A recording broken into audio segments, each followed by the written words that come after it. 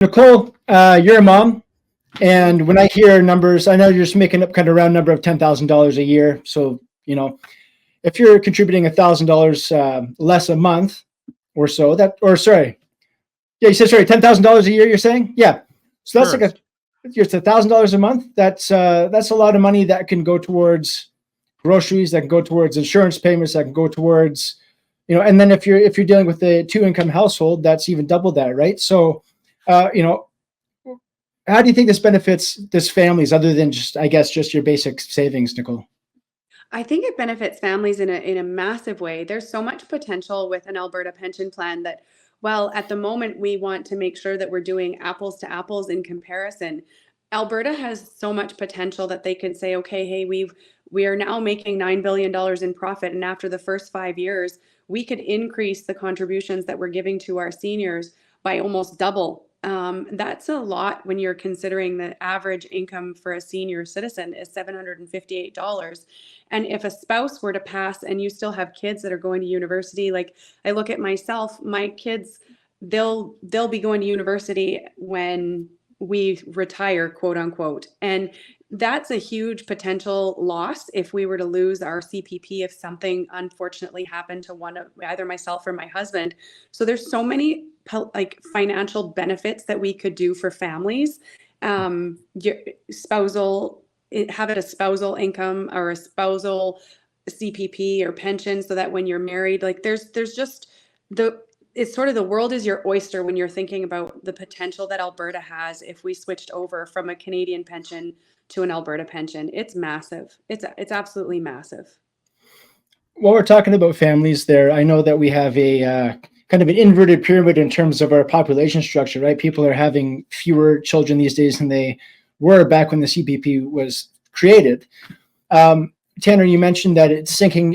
You expect maybe a 2% or 2.5% return there on your CPP. How long is it realistically before it dwindles to nothing and there is no CPP for our future generations? Right. Well, this is a contentious question. So the way it works is like this. Right now, the CPP is a pay-as-you-go system, meaning as much as the CPP brings in, it sends out to seniors. So it brings in a lot of money, sends it out. Now, it brings in today more money than what it sends out to seniors. So if the CPP had absolutely no asset pile, if it had no reserves in its hiding places, then it could still today operate the pension because it brings in more money than what it sends out to seniors. Now, that won't be the case starting in 2026. In 2026, it seems to show that the Canadian pension plan is not, it seems to, it does show, the data does show that the CPP is going to bring in less than what it sends out to seniors. It's going to bring in less money than what it sends out to seniors in the form of pension checks. So if the CPP had no asset pile, if it had no reserves, then it wouldn't be able to fulfill its obligations. It'd be unable to do so because it'd be bringing in less money than what it sends out. This is called, in part, unfunded liability. That is, what is owed to seniors and how are we able to fund it? We can discuss it more later. So that problem is starting in 2026. But of course, the CPP still has to pay seniors, even though it's bringing in less than what it's paying out. It still has to meet those obligations. So what is it going to do? Well, starting in 2026, it's going to take its hand and reach into that big $600 billion pile of assets to make up the difference. So let's suppose that 1 year the CPP brings in $60 billion, okay? And it has to pay out $62 billion. So it's short $2 billion, but it still has to pay that to seniors. So what it does is go to that asset pile and it takes $2 billion, cashes it, and then sends it out to seniors. That way the difference is made up and everything is fine. All of that is, it's no worries whatsoever. The CPP says all of us are okay. Now, all right, I, like many others, are not particularly trusting of bureaucracy. I'm not as trusting as the actuaries might want us to be and so on. For example, I would like to see a lot more transparency with the Canadian pension plan's asset pile. I want to know if the asset is really worth what the CPP says that it's worth. You see, the CPP, when it invests, invests in a lot of different holdings. It invests in the stock market, in public companies, and it also invests in something called private equity. Now, private equity is a funny one because it's a way to get rich fast, in essence. What it is, you take some money, go to a private equity company, they take that money from you and invest it, or actually buy businesses, flip them, and sell those businesses for a profit. So private equity, in essence, is. However, the concern comes with the fact that private equity investments are only valued by the private equity companies themselves, and that information isn't public. We don't know that the private equity valuations are accurate. So you might say, well, this company is worth $10 million. Okay. But when you go to market to sell it, you discover no one's willing to pay more than $3 million for it, thus changing your asset pile size rather dramatically. So with regards to that, we want to make sure, I want to know that the CPP's asset pile really is what it says it is. There is nowhere near enough transparency with it. There is nowhere near enough guarantees to prove that it is what it is. And we need more transparency in government.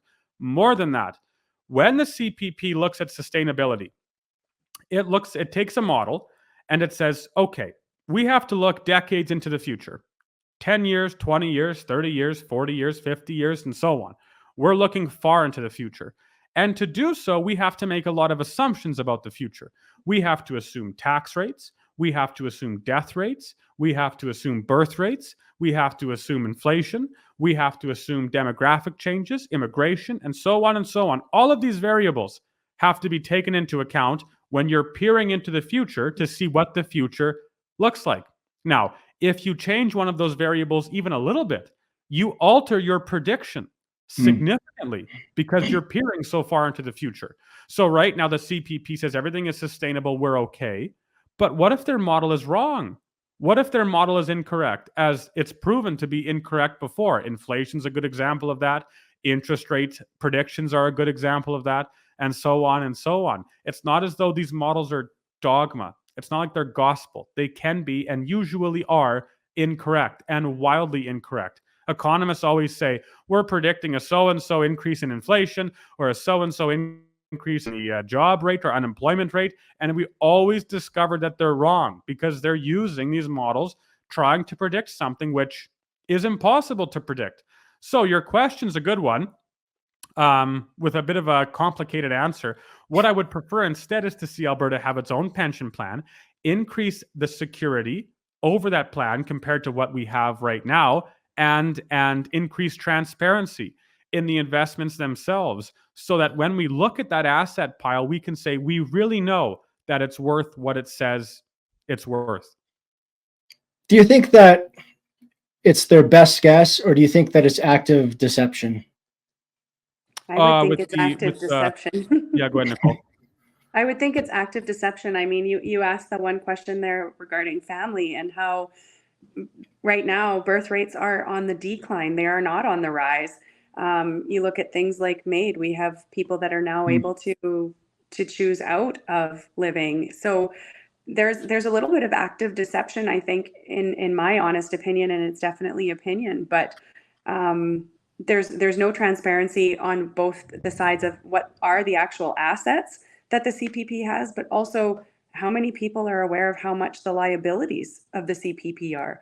Very few people talk about it, and when we bring it up in our meetings, almost nobody knows that there are liabilities. And as anyone knows in accounting, you have to balance your checkbook. So there are always credits and debts, and those are not being exposed of or talked about. And it's just not, it's not aware, people are not aware of it because it's not being put out there.